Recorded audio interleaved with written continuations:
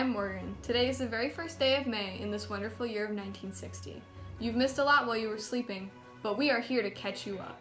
Unfortunately, the Cold War crisis has worsened. Although faced with disarmament policies and other talks, the threat of nuclear war still faces us. But have no fear, America. Our president, Dwight Eisenhower, is here to save us from total destruction. As you know, communists are being hunted down within the states. If you have any news on a communist in your area, please call our hotline, 1-800-BAD-COM.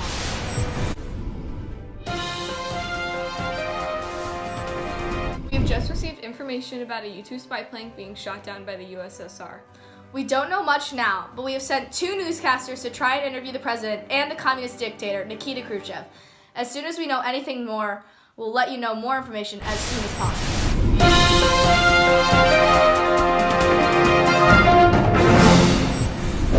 Wait for more information. We are here to tell you about the U-2 plane itself. The design itself has long, thin wings with a narrow body to make the plane fly higher than any other. Unfortunately, the planes are not as fast as others because of how high they can fly. There is a camera attached to the plane, assuming that this is why the US was using one in the first place. Their design only allows them to fly far and high.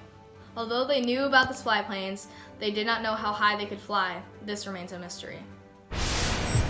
Breaking news! Our fellow newscaster was just able to score an interview with Nikita Khrushchev. On to Liz. Thank you for that introduction, Morgan. I'm Liz, and I'm here to bring you a one-on-one interview with the famous Nikita Khrushchev, the leader of the Soviet Union. So, Mr. Khrushchev, what are your thoughts on the Cold War? Well, I was fine with the relations between us and the U.S., and I was hoping for peaceful coexistence, but due to recent events, that has proven otherwise. Can you describe to me what's happening on your side of the conflict? Well, I don't want to get into too many details without speaking to my superiors, but I do know that the U.S. were using spy planes to spy on us and get details, and they've been doing it for a long time. How do you think this will affect your relations with the U.S.? Well, on my behalf of the country, I feel betrayed, and our relations have increasingly worsened. I also know that we have evidence of them spying on us, and we have great amounts of trust that are lost. I'm also very frustrated and enraged by the fact that they decided to ambush us like that. Did you know about the spy planes? Yes, we did know about them, and we did have no idea when the next plane would come.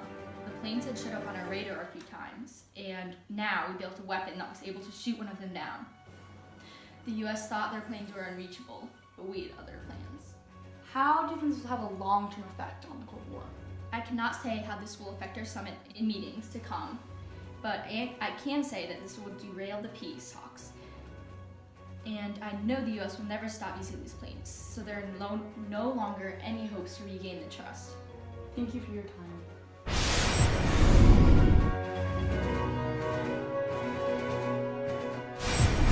As you can see behind me, this is where Gary Power's plane was shot down.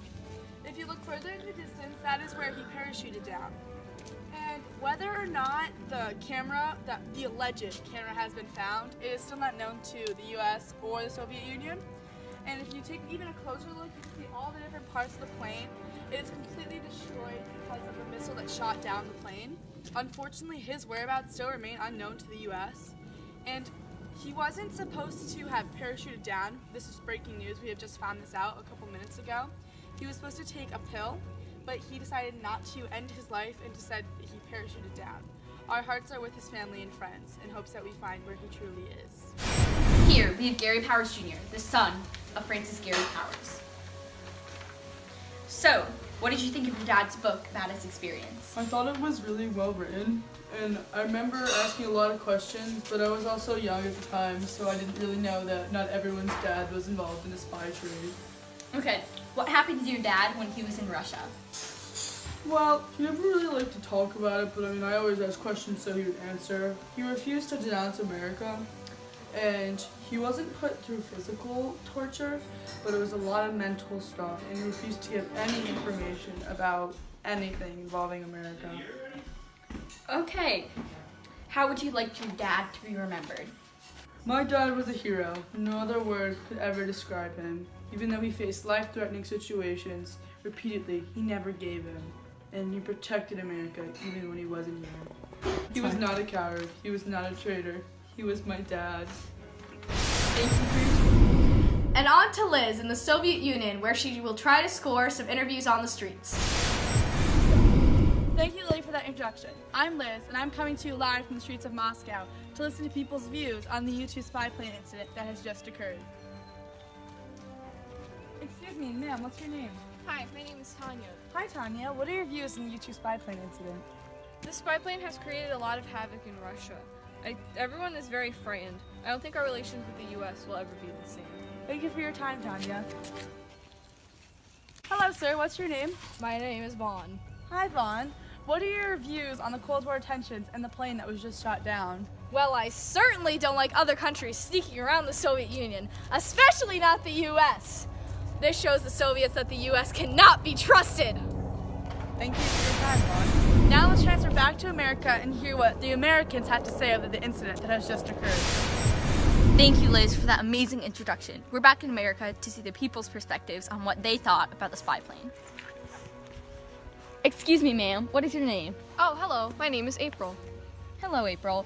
What are your thoughts on the spy plane crash?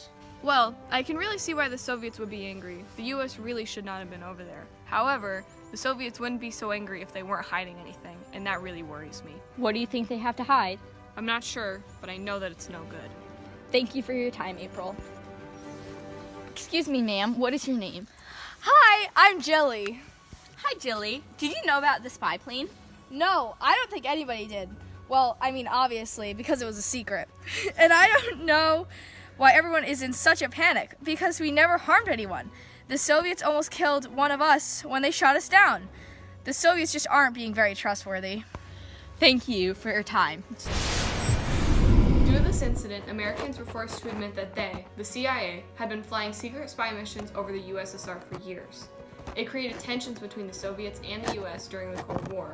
However, it gave the US its first look at what they were up against. Photographs taken by the warplanes showed the Soviets' nuclear capabilities. Hopefully, the current peace talks don't derail too much because the threat of war is getting more dangerous every day.